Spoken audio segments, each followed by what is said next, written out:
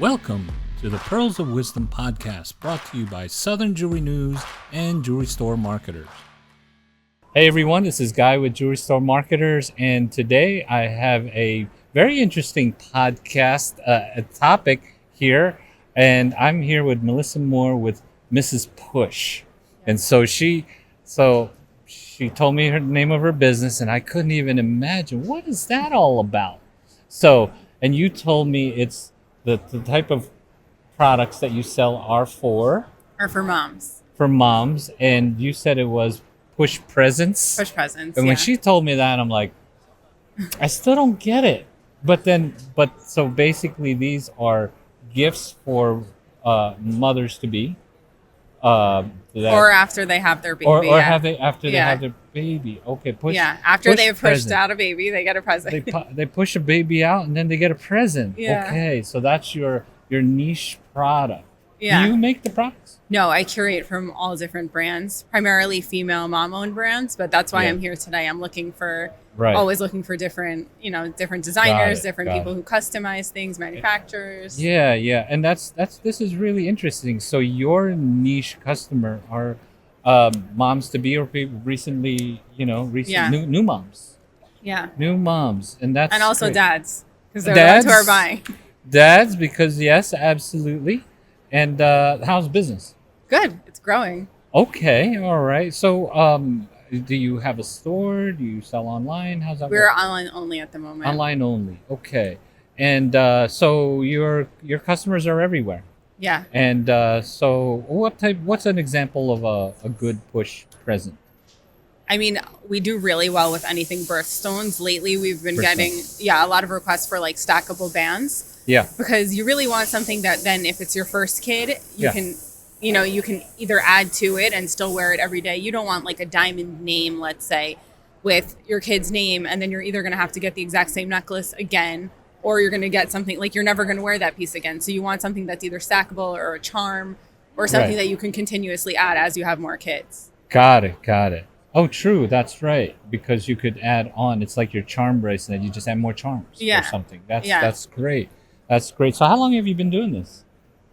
For the site has been live for about 3 years. I came up with the idea 4 years ago because my youngest is about to turn 4. Right. And that's when I had that aha moment when I was pregnant with her. Push presents. Yeah. I've never heard this. You said it's a thing. Yeah. Where are you from originally? Like New Jersey. I'm right outside New York. Because I have 3 kids, but I never heard it. I was going to say because I'm from New York, and in New York, people ask you, before they ask you what's your baby's name, they say, what'd you get for a push present? It's literally the topic of conversation. So I was sure you were from the South or something. Okay. Well, I mean, when my kids were born, I guess, I don't know, maybe it wasn't How old are they? My youngest is now 23. Okay, so... A little while, and my oldest is 32, and I have a 27 in there. Okay, too. You look way too young to have kids that age. Yeah. Maybe the term push presents thing didn't really come about. But I mean, of course, you give presents for moms to be or recent new moms. But I like that. That's interesting. Yeah, the term is new. Like my mom got a present when my brother and I were born, and it was like a little child figure with our name and birth date engraved. But it wasn't called that. It was just. A gift present. That you a gift. Yeah. But I think this is really interesting, and I think it's a good lesson for lots of retailers that when you just generalize, you have products, you got, you serve the whole community and the world. It's hard to target, hard for people to notice you and pay, and you're just another sheep in the herd. Yeah. But now you've focused in on a product that's been around forever, right? It's nothing very. There might be some unique things, but you curate jewelry and gifts for moms. Mainly jewelry. So you curate mainly jewelry, and it's not a new thing, but the new thing is you're marketing to a niche market that everybody loves to give them presents because of the special thing that they just went through or doing. Yeah. So that's I think that's a thing that a lot of businesses miss, is kind of targeting down to a more specific audience. Yeah. And I think one of the pitfalls that people make, business owners make sometimes, they think, if I go too narrow of a niche, I'm gonna miss all these sales. And I've heard many people say that before, but then it's so hard for them to get noticed. Right. And if when they're trying to be everything to everybody, they're just like one of many websites or businesses out there. But you have niched it down and have a probably a captive audience. Yeah. I mean, most of our customers, I have to say, are second and third time moms. A lot of There you time go. when you have your first baby, it's like chaos and you're not really focused on the present. But Yeah. then afterwards you're thinking, wow, I'd love to wear something with my kid's name or initial. So it's Right. really like, yes, it's niche, but it's also moms in general. I have No, moms exactly. of like, I actually had a mom who has a grown up child in her 20s, and she decided to get them each matching birthstone bracelets of each other.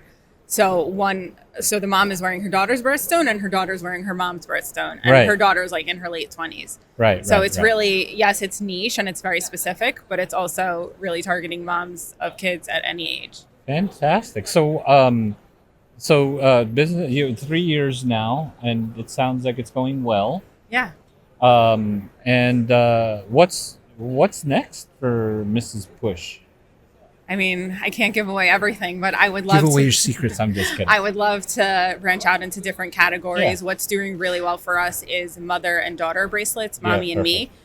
So branching out into kids jewelry, I actually just found the cutest kids brand here, and I bought my daughter, who's turning 4 in 2 weeks. I just bought her a bracelet, and they're engraving it for her, and I have to go pick it up. So instead of gifting for a birthday, my daughter's turning 4. Instead of gifting her some, dollhouse or some toys that she's not going to wear in a few years, I'm gifting her a nameplate that's going to have her name, and we're taking her to Disney, and it has a little Cinderella's carriage on it, so it's nice. adorable. Perfect. So there's the story behind it also. Yeah. And that's amazing. And that's all of this, everything that you're doing, the whole products, the customer, all can really be built around the story.